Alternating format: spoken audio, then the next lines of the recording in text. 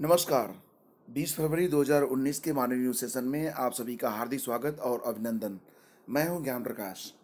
Friends, Uttar Pradesh police भर्ती एवं प्रोन्नति बोर्ड ने जेल वार्डर, आरक्षी, घुड़सवार पुलिस तथा फायरमैन के पदों पर सीधी भर्ती के लिए आवेदन की तारीख तीसरी बार बढ़ाई है। अब इन पदों पर अभ्यर्थी 24 फरवरी की रात 11:55 तक यानी कि रात लगभग 12 बजे तक ऑनलाइन आवेदन कर सकेंगे। इसके पूर्व आवेदन की जो अंतिम तारीख थी वो 16 फरवरी से बढ़ाकर 19 फरवरी की गई थी, लेकिन अब ये तिथि अंतिम बार यानी कि तीसरी बार बढ़ाई गई है, जो कि अब 24 फरवरी कर दी गई है। फ्रेंड्स, आगे बढ़ते हैं और बात करते हैं एक विज्ञापन के बारे में जो जारी किया गया है उत्तर प्रदेश अधीनस्थ सेवा चयन आयोग के द्वारा। आयोग के विज्ञापन संख्या 17 परीक्षा 2016 सम्मिलित प्रयोगशाला प्राविधिक सामान्य चयन प्रतियोगात्मक परीक्षा 2016 के अंतर्गत विज्ञापित प्रयोगशाला प्राविधिक के रिक्त पदों पर चयन हेतु संपन्न लिखित परीक्षा के आधार पर साक्षात्कार हेतु अर्ह पाए गए अभ्यर्थियों का साक्षात्कार दिनांक 17 जनवरी से लेकर 2 फरवरी तक चला था। तो उसमें 10 फरवरी को एक सूचना जारी की गई थी, जिसके बारे में एक संदर्भ यहाँ पर प्रकाशित किया गया है। इसके अनुसार आयोग की उक्त सूचना दिनांक 10 जनवरी 2019 के क्रम में ऐसे अभ्यर्थी जिन्होंने आयोग की सूचना दिनांक 15 जनवरी 2019 के परिप्रेक्ष्य में अपना Uttar Pradesh state medical faculty में पंजीकृत होने का प्रमाण पत्र व अन्य अभिलेख दिनांक 22 जनवरी तक आयोग कार्यालय में जमा कर दिए थे और जो पूर्व में साक्षात्कार में सम्मिलित नहीं हुए हैं, ऐसे 278 अभ्यर्थियों का साक्षात्कार दिनांक 21 और 22 फरवरी 2019 को प्रातः 9:30 बजे से आयोग कार्यालय में आयोजित किया जाएगा। उपयुक्त के अतिरिक्त ऐसे अभ्यर्थी जो दिनांक 17 जनवरी से दिनांक 2 फरवरी 2019 के मध्य आयोजित साक्षात्कार में कतिपय कारणों से उपस्थित नहीं हो सके थे, ऐसे अर्ह अभ्यर्थियों का भी साक्षात्कार दिनांक 22 फरवरी को प्रातः 9:30 बजे से आयोग कार्यालय में आयोजित किया जाएगा। तो अगर आप इस भर्ती से संबंध रखते हैं तो कृपया इस विज्ञप्ति पर विशेष ध्यान दें और ये विज्ञप्ति आपको हमारे फेसबुक पेज स्टडी विद ज्ञान प्रकाश के साथ साथ ऑफिशियल वेबसाइट पर भी मिल जाएगी। पीसीएस 2016 का जो परिणाम है वो इसी माह यानी कि फरवरी के अंत तक जारी कर दिया जाएगा, ऐसा सचिव का कहना है। जो तकनीकी और कानूनी अड़चनें पीसीएस 2016 के अंतिम परिणाम को जारी करने में आ रही थी, उन्हें दूर कर दिया गया है। कुल मिलाकर 633 नए अफसर मिलेंगे इस परिणाम के जारी होने के बाद। लगभग 2 साल से सबसे बड़ी भर्ती का इंतजार हो रहा है।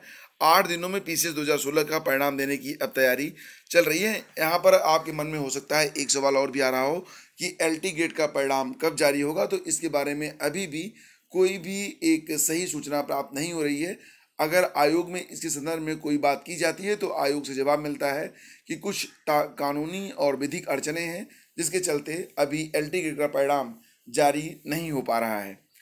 यूपीपीएससी का कहना है कि आरआई टेक्निकल भर्ती का परिणाम भी इसी माह जारी कर दिया जाएगा और इस भर्ती के लिए साक्षात्कार 24 जनवरी और कुछ याचियों के साक्षात्कार कोर्ट के आदेश पर 28 जनवरी को कराए गए थे।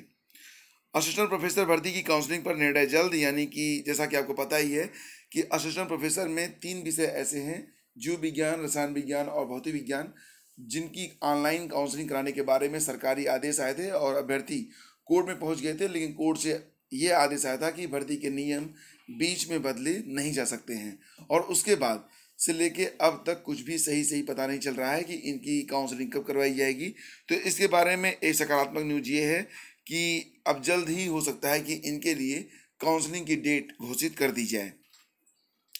आचार संहिता में नियुक्तियां लटकने के आसार, परीक्षा नियामक प्राधिकारी कार्यालय आज बेसिक शिक्षा परिषद भेजेगा सूची। परिषद मुख्यालय शासन से लेगा अनुमति।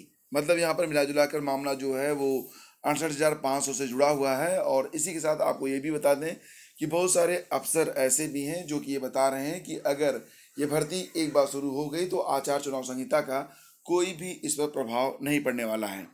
सबसे पहले हम बात करते हैं एक खबर की जो कि जुड़ी हुई है 68,500 शिक्षक भर्ती परीक्षा से।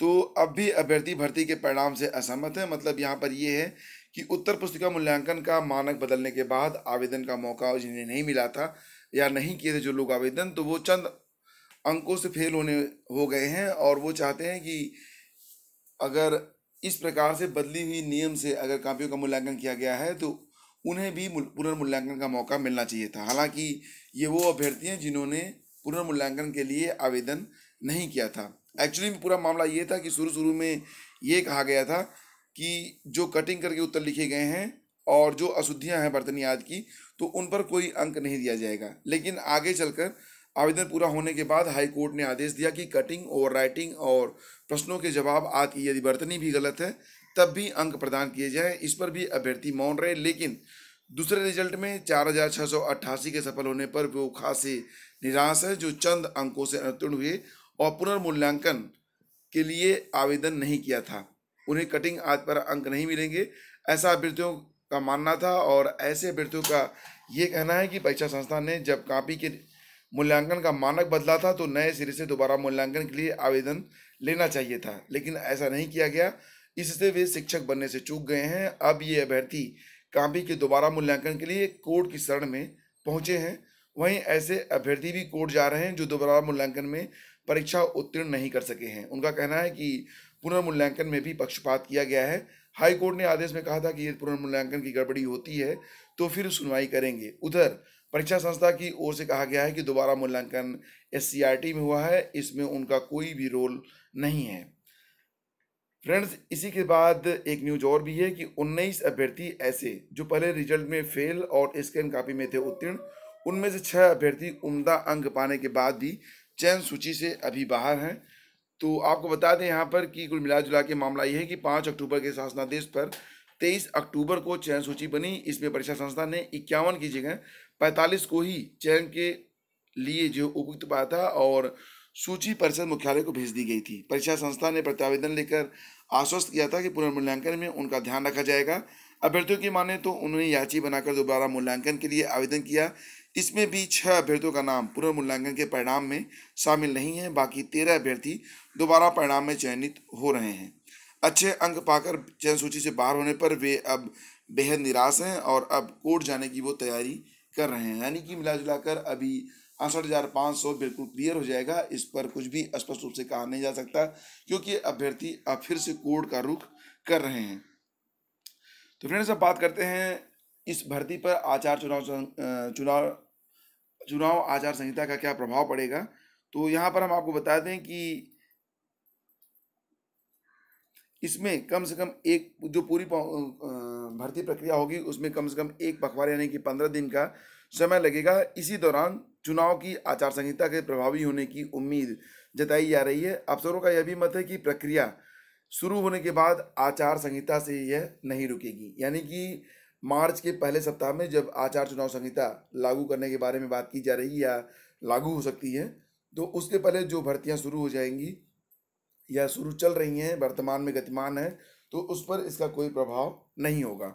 वहीं कुछ अफसर कहते हैं कि ये नियुक्ति का प्रकरण है, इसीलिए चुनाव आयोग से अनुमति लेना जरूरी होगा और आयोग नियुक्तियों में अनुमति देता नहीं है। तो परिषद सचिव रूबी सिंह का कहना है कि उन्हें चयन सूची का इंतजार है, उसे तत्काल भेजकर वो मार्गदर्शन लेंगी। और उन्होंने यह भी कहा है कि शासन इस भर्ती को लेकर खासा गंभीर है, इसलिए ज़्यादा समय नहीं लगेगा। भर्ती का दूसरा परिणाम आने में 2 दिन पहले अपर मुख्य सचिव डॉक्टर कुमार कह चुके हैं कि रिजल्ट के तीसरे दिन से नियुक्ति प्रक्रिया शुरू करा देंगे। तो यहाँ पर आपके मन में 69,000 के बारे में भी निश्चित रूप से कुछ न कुछ आपके मन में प्रश्न आ रहा होगा कि इस पर चुनाव आचार संहिता का क्या प्रभाव पड़ेगा। तो फ्रेंड्स, आपको बता दें कि अगर ये भर्ती जो है जिस प्रकार से चल रही है, अगर इस पर चुनाव आयोग अपनी सहमति प्रदान कर देता है तो नियुक्ति भी मिल जाएगी। वैसे अब ये पूरी प्रक्रिया जब तक कंप्लीट नहीं होती तब तक इस पर कोई भी रोक नहीं लगने वाली, क्योंकि यह कोई नई वैकेंसी नहीं है और चुनाव आचार संहिता के लागू होने के बाद ये वैकेंसी नहीं आ रही है। पूरा मामला बिल्कुल हो चुका है, एग्ज़ाम भी हो चुका है, मामला कोर्ट में है। कोर्ट का फैसला आने के बाद निश्चित रूप से ये भर्ती आगे बढ़ेगी।